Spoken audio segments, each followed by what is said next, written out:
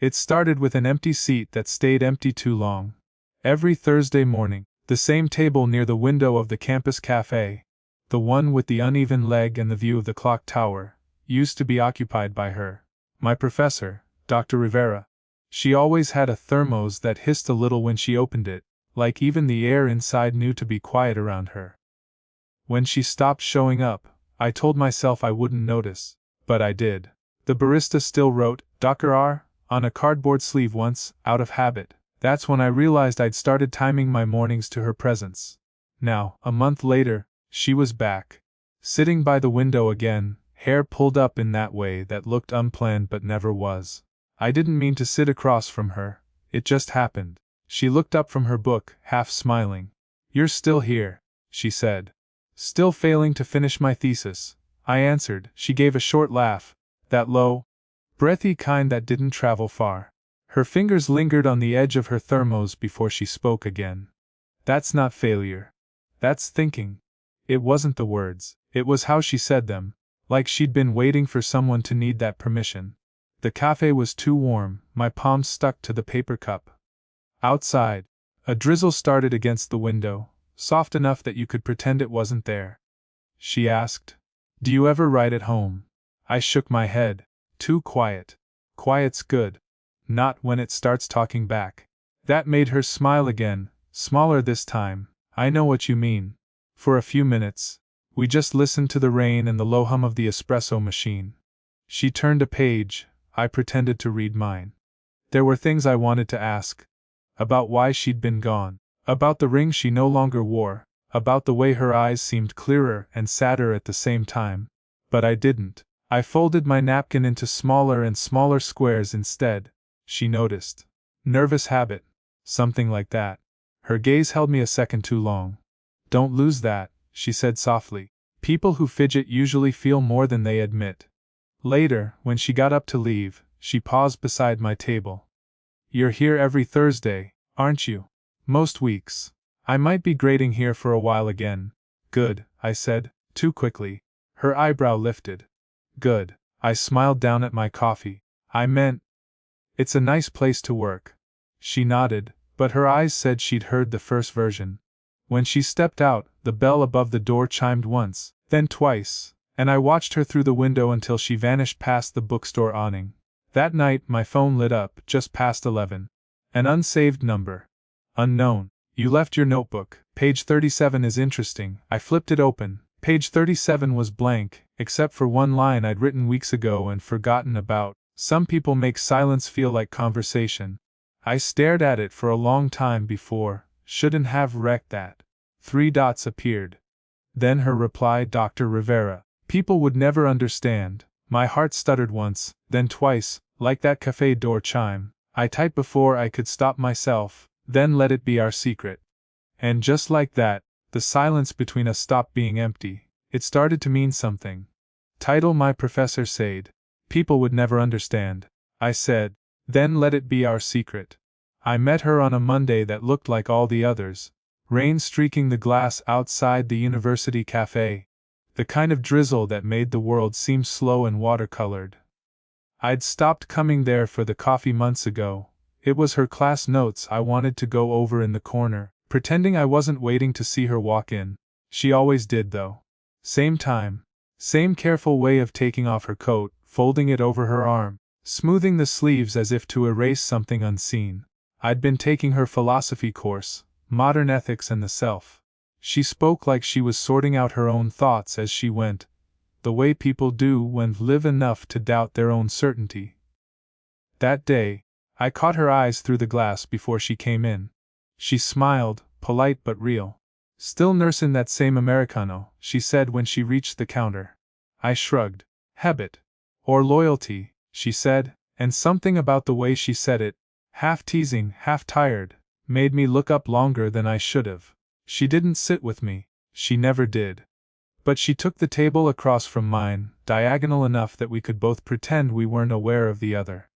She set down her notebook, uncapped her pen, and began writing with the same deliberate precision she used when lecturing. I tried to study. I really did. But my eyes kept drifting toward the way her fingers held the pen, steady but slightly tense, as if she was writing something she'd never say out loud. When she looked up, I looked away, too late. Her mouth twitched, a nearly invisible smile. "Something on your mind?" she asked. "Just wondering how you always manage to grade so fast," I said. It was clumsy, too casual. "I don't sleep much." Her tone wasn't meant to invite anything more, but it did anyway. I nodded, folding my napkin in half, then again. The silence between us wasn't awkward. It was charged in a way I didn't have the vocabulary for. She glanced at the window. "You should get going before the rain gets worse." I hesitated, looking at the soft gray outside. "You're staying." "I like the sound of rain," she said. "It makes thinking easier." That line stayed with me. I walked home wet that night, pretending I didn't care that she hadn't looked up when I left. The next morning, I found an envelope slipped under my office door, her handwriting, neat, almost formal, inside a single sheet. "For next week's lecture, read Kierkegaard's The Seducer's Diary. Try to see it less as manipulation, more as fear. No one else in the class got one." I reread it too many times, wondering if she meant anything by it. Probably not. But when I showed up to her lecture that week, she met my eyes before starting and said, quietly, "People would never understand that text the way it's meant to be read." I heard myself say, without planning to, "Then let it be our secret."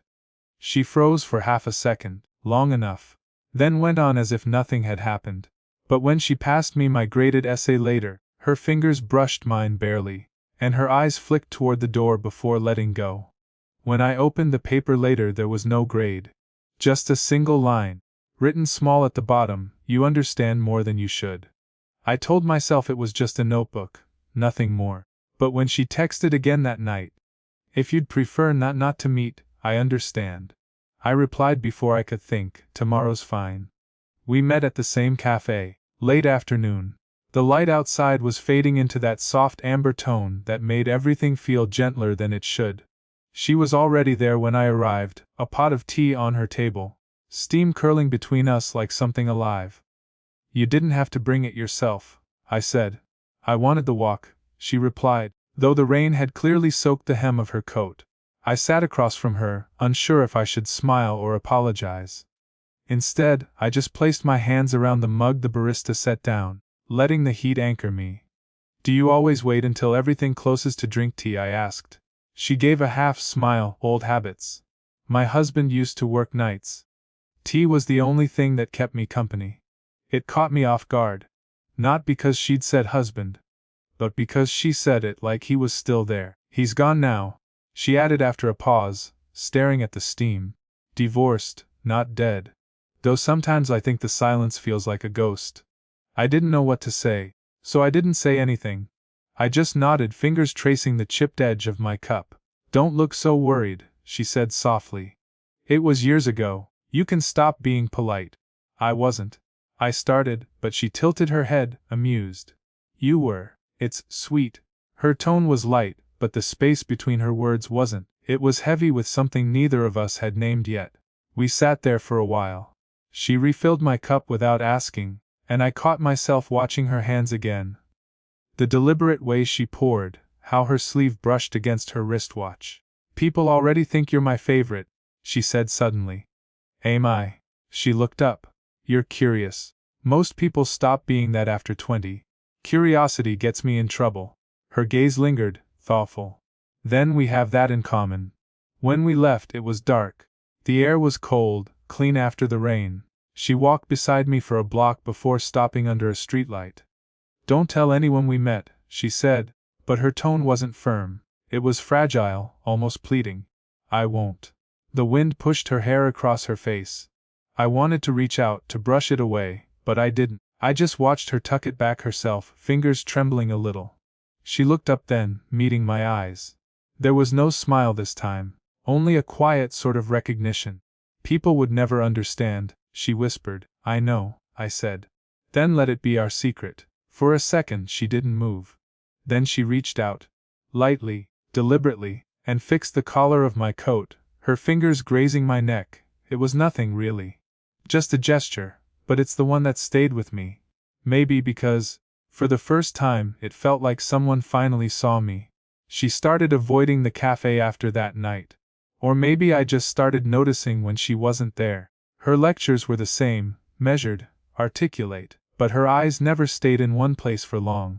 When I raised my hand, she'd look past me, like the sight of me might give something away. I told myself to focus on the course, to keep it professional, but then she emailed me, short, almost cold.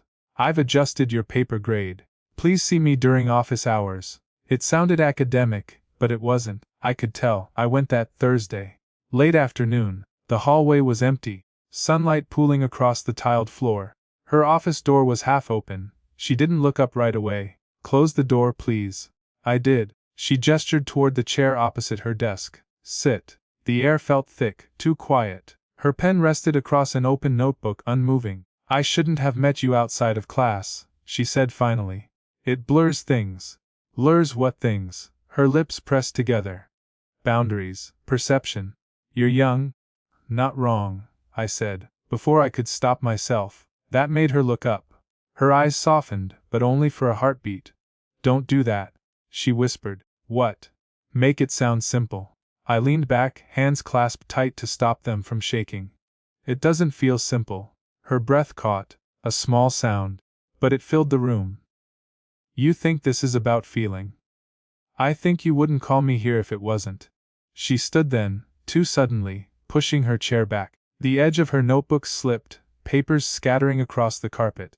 I knelt instinctively, gathering them up, pages rustling between us. When I handed one back, my fingers brushed hers. She didn't pull away. For a moment everything stopped. Her hand trembled slightly, but she didn't move. I could see the small scar near her thumb, the faint line of her wedding ring long gone. Her voice came out low, almost breaking. "You shouldn't look at me like that. I'm not sure how else to look at you." Something flickered behind her eyes. Fear maybe, or want. And then, a knock. Sharp. Sudden. She stepped back immediately, voice steady again. "Come in." It was a colleague, another professor, holding a stack of papers. "Ellery, I just need your signature." "Oh, sorry. I didn't know you had a student." "It's fine," she said smoothly, taking the forms. "We were just finishing up." I stood there, pretending to check my bag. My pulse was too loud. When the other professor left, she still didn't look at me. "You should go," she said quietly, "before anyone sees." I hesitated in the doorway. "Do you want me to stop coming here?" She didn't answer right away. Her fingers toyed with the edge of a pen, twisting it slowly. Finally, she said, "I don't know what I want." Our eyes met again, briefly, dangerously. If I'd taken one more step, I think she would have let me. But I didn't. Neither of us did. Still, when I left, her reflection in the glass door looked back at me like something half-confessed. Weeks passed like muted film, scenes without sound. She stopped lingering after class. I stopped pretending I wasn't waiting. We both kept our distance, but it felt deliberate, like two people holding their breath under the same water. Then, one late afternoon, I saw her outside the faculty building. Alone, sitting on a bench by the small garden near the parking lot. The campus was nearly empty, students gone home, light thinning to gold. I should have walked past. I didn't. "Mind if I sit?" I asked. She looked up, startled at first, then sighed. "You never do what's expected of you, do you?" I smiled faintly. "You say that like it's a bad thing." She moved her bag aside, making space. I sat, leaving a polite few inches between us that felt like miles. The air smelled like rain and cut grass. She rubbed her hands together slowly, lost in thought. "I heard you're applying for the overseas program," she said. "Yeah, London." "That's good," she said. "You should go." The way she said it, too quick, too final, made something inside me twist. "You want me to leave?" She shook her head. "One has nothing to do with it." We sat in silence.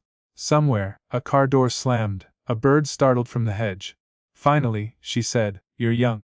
You'll find someone who doesn't have to look over her shoulder every time she smiles at you." Her voice was steady, but her hands weren't. "Is that what you do?" I asked quietly. "Look over your shoulder." She didn't answer, just stared at the fading sky. After a moment, she said, "You don't understand how this looks." I let out a small laugh, hollow. "Then help me understand." Her eyes flicked toward me, soft but wounded. "You think this is simple. It isn't. I've spent years learning how to keep my life small enough to survive in. You make it feel too wide. She looked away, almost ashamed. And that scares me. Her words hung there, no lecture tone this time. No distance, just honesty, naked and trembling. I swallowed hard. You scare me too. She turned to me then, and I could see it. The same pull I'd been fighting. Her eyes searched mine, almost desperate, like she was trying to remember why she shouldn't. I shouldn't be here, she whispered. You already are.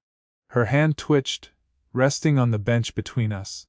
Close enough that I could feel the warmth radiating from her fingers. I didn't move, neither did she, but something invisible crossed that space anyway. She exhaled a shaky breath. Tell me something, she said. What? Why you keep coming back? I opened my mouth, but no words came.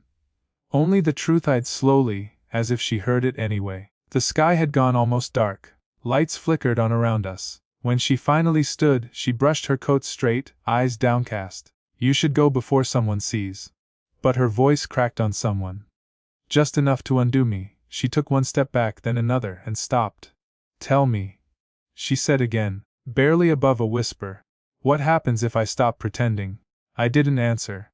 Neither did she. The question stayed there between us, quiet and trembling, like a door half open in the dark. The next week she didn't come to class. At first, I thought she was sick. Then another professor took over her lectures, for the remainder of the term, and no one said why. Rumors floated, family emergency, sabbatical, burnout. But no one knew. Or maybe they did and just didn't care. I checked the faculty website. Her name was still listed, but her email auto-replied, out of office until further notice. Please direct academic inquiries elsewhere. It didn't say for how long. I told myself it wasn't personal. I even tried to believe it. But that night, I walked by the cafe anyway, just to see. Her seat by the window was empty. The reflection in the glass looked like I'd been waiting for a ghost. Days blurred. My messages sat in the drafts folder, unsent. You okay? I didn't tell anyone. Did I do something wrong? I never hit send. Instead, I sat through lectures taught by someone else, a man who pronounced Kierkegaard like a challenge and smiled too easily. I wondered if she'd seen me that last day. The look I'd given her when she asked what happens if I stop pretending. Maybe that was the mistake. Maybe wanting to be seen was too much. Then, one evening, I saw her. Outside the bookstore near campus in a navy coat I didn't recognize. She was talking to someone. A woman, around my age, laughing, touching her arm like it was something familiar. For a moment, I thought it was her sister. Then the woman called her mom. It shouldn't have surprised me. She'd mentioned being divorced. But seeing it, the small warm familiarity between them, did something I didn't expect. It steadied me and shattered me at the same time. I almost called out, but she looked up before I could, eyes locking with mine across the sidewalk. She didn't look shocked, just tired. Her daughter turned, following her gaze. Who's that? No one? She said quickly. Then turned away, walking in the other direction. That night, I opened the last message I'd written. The one I'd never sent. My thumb hovered over send for too long. Then I deleted it. A week later, I moved my seat in the cafe. I stopped ordering the same drink. I even started going home earlier, trying to fold myself back into a life that fit. But she'd left a mark on the edges of things. A cup I still rinsed twice before using, a corner of my desk that always felt too clean. Sometimes I caught myself listening for the sound of rain, just to feel that quiet again, the one we used to share. I didn't feel heartbroken. I felt paused, like life forgot to finish the sentence. It had been almost 3 months. New semester, new routines. She became a ghost whose absence had learned how to breathe. Then one evening, as I was leaving the library, I saw her again. Not in the crowd, in the quiet.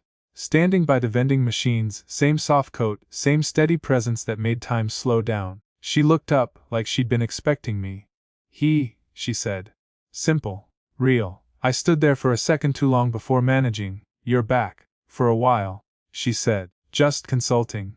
I'm not teaching this term. The hallway light flickered, humming faintly above us. Neither of us moved.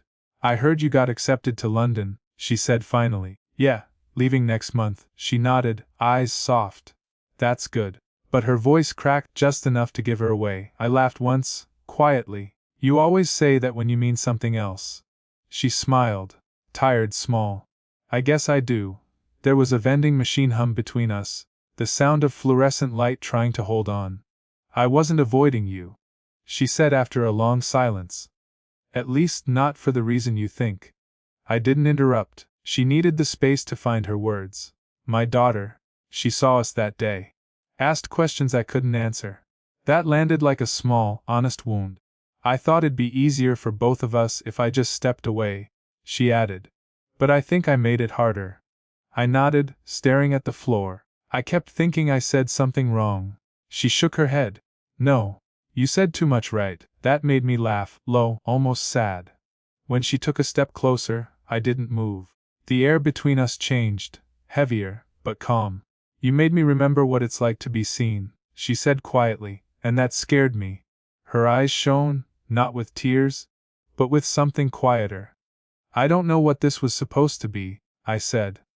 I just know it mattered. She nodded once, her hand brushing against mine, hesitant, like she was asking permission. For the first time I didn't hesitate. I turned my hand slightly, letting her fingers rest there. No pressure, no claims, just warmth. You'll forget me, she said. Probably, I said, half smiling. But not yet. We stood like that, between light and shadow, between everything and nothing. Finally, she let out a small breath, the kind that feels like a decision. Go, she said softly. Do what you're supposed to do. And you. She gave a faint smile. I already did. The moment held, then thinned, like paper in the rain. She reached out one last time, adjusting the collar of my coat. The same gesture as before, but this time, no hesitation. Okay, she whispered. I nodded. Okay. And that was it. No grand ending, no goodbye kiss. Just two people who finally told the truth, quietly enough to mean it. It's been 4 years since I left. London came and went like a long, quiet season. The kind that changes you so slowly, you only notice when you come home. Now I live back in the city on the east side, where the mornings smell like wet pavement and burnt espresso. I teach part-time at a small institute, literature and language. Some days, when I catch my reflection in the glass, I see traces of her posture in the way I lean over a page, in the stillness before I speak. She still teaches. Different department now. I see her sometimes through the courtyard window at 8:47 a.m., sitting on the same bench, a thermos of tea beside her. The first time I walked past her again, months after coming back, she didn't look up. She just smiled, that same quiet, knowing smile, and shifted the thermos in closer to make space for my coffee cup. No words, no need. We don't meet in secret anymore. We don't need to. The world didn't understand, just like she said. But that's all right. It's not for them to. Our lives run parallel now, not tangled, just gently crossing in small ways, a shared lunch between lectures, a late text about a book, a silence that still feels safe. Some nights, when grading papers, I'll pause. The kind of pause where you feel someone's absence and presence all at once. That's when my phone buzzes. Just a single line, still awake. And that's enough. We still sit on that same bench sometimes. She still brings tea, I still bring coffee black. We talk about everything except what we were, maybe because we don't need to define it anymore. One morning, she handed me an old, folded napkin. The one I used to fidget with years ago, the first time we sat together in that coffee shop. The ink had faded, but she'd written on it again. People still don't understand. I smiled, writing beneath it. Then it's still our secret. She laughed, that soft, tired laugh that feels like home now. The world kept moving, students came and went, seasons changed. Time softened the edges of everything. But some mornings still start the same. Tea for her, coffee for me, silence between us that says more than words ever could.